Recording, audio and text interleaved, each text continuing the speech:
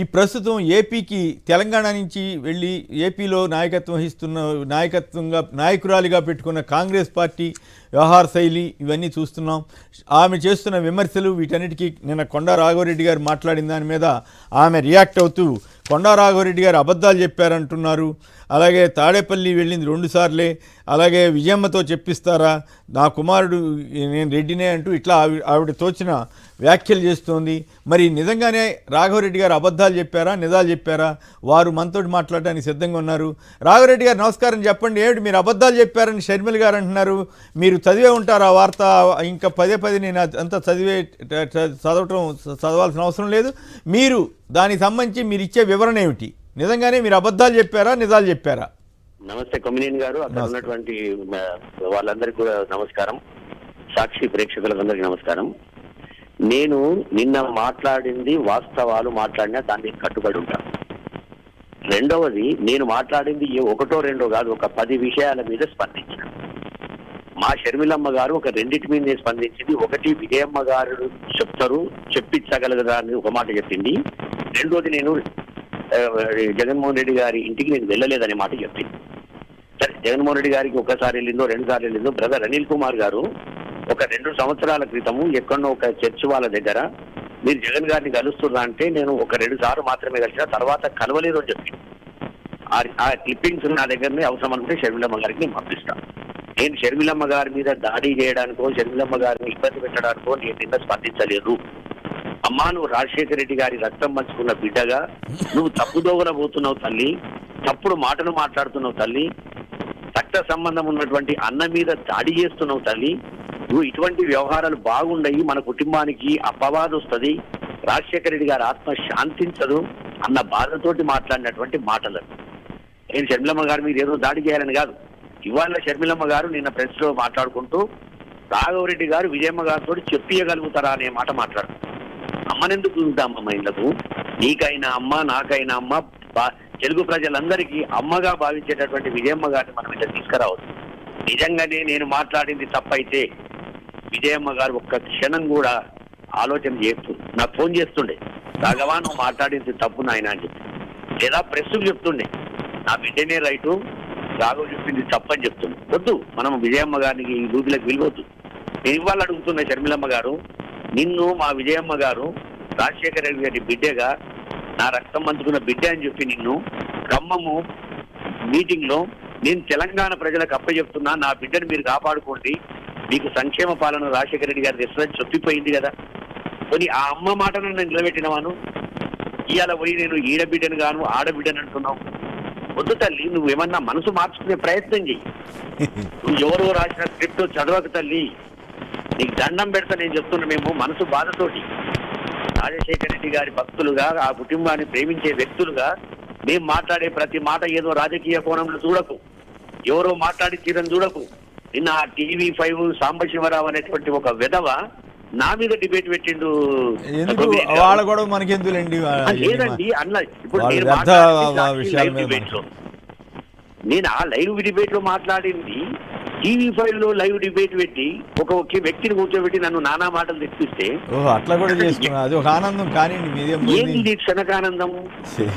ఈ దరిద్రం ఇంకెన్ని రోజులు ఉంటుందో నాకైతే అర్థమైతే లేదు. 90 రోజులు బట్టి దరిద్రం అంతా కొట్టుకపోతుంది. నాకు దేవుడు దయ ఉంది. అందుకు నేను క్లియర్ గా చెప్తున్న కొమ్మినేని గారు, ఇది షర్మిలమ్మ గారి మీద దాడి గురించి కాదు, ఆమె కళ్ళు తెరవాలి. ఓకే, కానీ ఆ పరిస్థితి ఉందంటారా? మనం తీసుకోవచ్చు. ఆ పరిస్థితి ఉందంటారా? ఆవిడ కళ్ళు తెరిచే పరిస్థితి ఉందంటారా? ఇప్పటికే కొంతమంది పవన్ కళ్యాణ్ దత్తపుత్రుడు అయితే ఈవిడ దత్తపుత్రిక అన్నట్లుగా వ్యాఖ్యానాలు చేస్తున్నారు. దేవుళ్ళని మొక్కుతున్నా. మీరు మొక్కుతున్నారా? వద్దు తల్లి, మనకి ఇది కుదరదు. ఈ దుర్మార్గుల చేతిలో కీలుబొమ్మైనవు నువ్వు. ఓకే, నాకు అంతకుమించి ఒకటి ఏం లేదు కొమ్మినేని గారు. అంతే కదా, కుటుంబం మంచిగా ఉండాలి, చల్లగా ఉండాలని ఆలోచన చేసి వచ్చి మా విజయమ్మ గారిని ఎందుకు తీసుకొస్తా చెప్పండి? ఒకవేళ నిజంగానే నేను చెప్పిన మాటలు నిన్న మాట్లాడిన తప్పైతే మా విజయమ్మ గారి నాకు ఫోన్ చేస్తుండే, రాఘవ ఇది నువ్వు పొరపాటు మాట్లాడిన బిడ్డ అని చెప్తుండే, లేదా ప్రెస్కు చెప్తుండే. ఆమెను ఎందుకు తీసుకొస్తాం ఇందా? మీరిద్దరు 2 కళ్ళు అనుకుంది, నేను తెలంగాణకు అప్పచెప్పింది, నువ్వు తెలంగాణ జాడికి తన్నిపోతీవి. నేను తెలంగాణ విషయంలో చాలా మంది నష్టపోయిర్రమ్మా, నీ వల్ల కోట్ల రూపాయలు ఖర్చు పెట్టుకుర్రమ్మా, భూములు అమ్ముకుర్రమ్మా అని చెప్పిన. అవును దాని మీద నువ్వు స్పందించుంటే నేను సంతోషపడుతుంటే. అవును నిన్న మీరు ఎవరు బ్రదర్ అనిల్ కుమార్ గురించి, నీ గురించి, మీ ఇద్దరిదే మాట్లాడినారు తప్ప నేను చెప్పింది చాలా ఉన్నాయి. మీరు వివేకానంద రెడ్డి గారి గురించి సిబిఐకి ఒక మెసేజ్ పెట్టిరని చెప్పిన, అది తప్పని చెప్పేది ఉంటుంది. లేదు, ఒక 100 మంది ఆస్తులు అమ్ముకొని వైఎస్ఆర్ తెలంగాణ పార్టీలో మోసపోయిర్రమ్మా, ఇప్పటికి వాళ్ళ ఇళ్లలో ఇబ్బందులు ఉన్నాయి, తినడానికి తిండి లేని పరిస్థితికి వచ్చిర్రమ్మా అని చెప్పిన. దాని మీద స్పందించేది ఉంటుంది. జైల్లో గురించి సంభాషణ గురించి కూడా మీరు ప్రస్తావించారు కదా, జైల్లో జరిగిన సంభాషణ గురించి కూడా ప్రస్తావించారు కదండి. అది దాని విషయం చెప్పింది, ఏదో పాదయాత్ర గురించి ఏదో చెప్పింది. నేను పార్టీ ఆ లోతు ఒకటి కొమ్మినేని గారు, నేను మాట్లాడేది రాజకీయ కోణంలో చూడొద్దు షర్మిలమ్మ గారు. నా బాబాయ్, మా అన్న తమ్ముడు నాకు సలహా ఇస్తున్నట్టు ఆలోచన చేయాలి. అంతేదా నువ్వు పోతివి, నువ్వు ఈడమున్నావా, ఈడుండి మాట్లాడుతున్నావా అర్థమైతే లేదు, ఆడున్నావా అట్లా మాట్లాడతలేదు. సేమ్ స్పీచ్లు కొమ్మినేని గారు. చంద్రబాబు, పవన్ కళ్యాణ్, ఇప్పుడు షర్మిల, ఈ ముగ్గురిది కరెక్టే. రాఘవరెడ్డి గారు, చంద్రబాబు గారు, పవన్ కళ్యాణ్ గారు, ఇప్పుడు షర్మిల, ముగ్గురు ఒకే విషయాలు మాట్లాడతారు, ఒకే స్క్రిప్ట్, కొత్త విషయాలు కూడా మాట్లాడట్లేదు. అది గారు ఒక్క నుడుగు కూడా ఇక్కడక్కడ ఉండదు, మళ్ళా ఒకటే డ్రాఫ్ట్ కదా అది. కాకపోతే ఏంటంటే పవన్ కళ్యాణ్ కూడా తడబడతాడు, చంద్రబాబు నాయుడు ఏమో ఊగుతాడు, మా తల్లి షర్మిలమ్మనేమో మంచిగా ఒక స్పీకర్ లెక్క మంచిగా అన్ని బట్టి బట్టి మాట్లాడతాడు. ముగ్గురిలో గదే ఫరక్ ఉంది. రైట్. సో మీరైతే షర్మిల గారి ఖండన్ని మీరు ఖండిస్తున్నారు. షర్మిల గారు చేసిన వ్యాఖ్యలు మీరైతే అబద్ధం చెప్పలేదు. నేను చెప్తున్నాను, ఇప్పుడు వాళ్ళ పిల్లలను తీసుకొచ్చేదుకో నా దేవుడిని అన్నది, నేను ఆ పిల్లల దగ్గర జోలికోను, మా విజయమ్మ జోలికోను, నేను అంతా కిందికి వదలుచుకోలేదు. నేను చెప్పిన దాంట్లో వాస్తవం ఉంటే నువ్వు వాస్తవం అని నమ్మి దాన్ని ఇక్కడ ఒక ఇంట్రెస్టింగ్ విషయం చెప్పాలి రాఘవరెడ్డి గారు. పాలేరులో మట్టి తీసుకుని నేను తెలంగాణ బిడ్డని ప్రమాణం చేసిన ఆవిడ, నేను తెలంగాణలోనే ఉంటాను పుడతానని చెప్పిన ఆవిడ, ఆ ప్రమాణాలన్నీ వదిలేసి వెళ్ళిపోయిన ఆవిడ ఇప్పుడు వేరే ప్రమాణాలు చేస్తానంటే వాటికి ఏం విలువ ఉంటుంది చెప్పండి? లేదు లేదు, ఇది చాలా పొరపాటు చేస్తుంది. అసలు ఎక్కడో మా షర్మిలమ్మ ఎవరి చేతిలో కీలి బొమ్మ అయింది. అది చంద్రబాబు నాయుడా, ఆ మెంబర్ నలుగురా, భర్తనా, ఎవరో నాకు తెలుస్తలేదు, కానీ ఏదో అభూత శక్తి ఈ మెంబడి ఈమెను పూర్తిగా నిర్వీర్యం చేసేసారు. ఒరిజినల్ షర్మిలమ్మ కాదు ఆమె, ఆనే కాదు, ఒరిజినల్ షర్మిలమ్మ కాదు, మేము చూసిన షర్మిలమ్మ కాదు.